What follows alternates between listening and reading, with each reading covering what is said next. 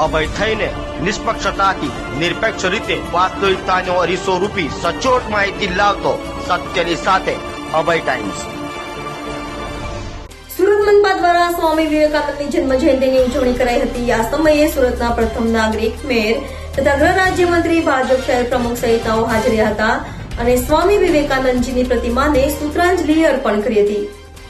સુરત મનપા દ્વારા સ્વામી વિવેકાનંદ જન્મ જયંતિને લઈ દયાળથી બાગ ખાતે સૂત્રાંજલિ સંવંદના કાર્યક્રમ યોજાયો હતો, જેમાં ગૃહ રાજ્યમંત્રી હર્ષ સંઘવી, સુરત શહેરના mayor Dakshesh Mavani, standing chairman Rajan Patel, Surat શહેર ભાજપ અધ્યક્ષ નિરંજન ઝાંઝમેરા તેમજ સાંસદ મુકેશ દલાલ પણ ઉપસ્થિત રહ્યા હતા।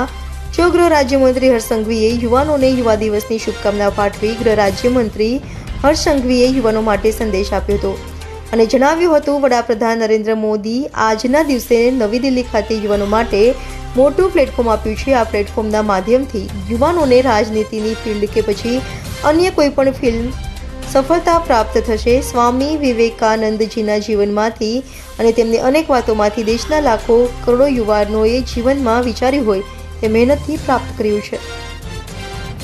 યુવા દિવસની આજે સૌ યુવાઓને ખૂબ ખૂબ શુભકામનાઓ।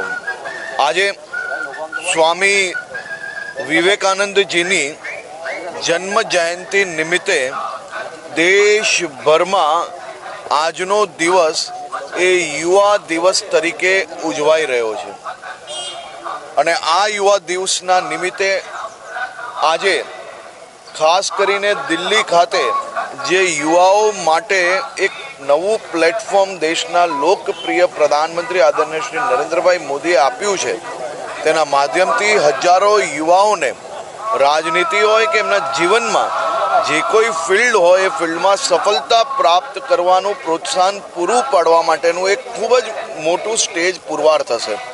સ્વામી વિવેકાનંદજીને વંદન નમન અને એમના જીવનમાંથી અને એમની અનેક વાતોમાંથી અને ખાસ કરીને એમના વિચારો થકી આ દેશના લાખો કરોડો યુવાઓએ જે જીવનમાં વિચાર્યું હોય એ મહેનતથી પ્રાપ્ત કર્યું છે।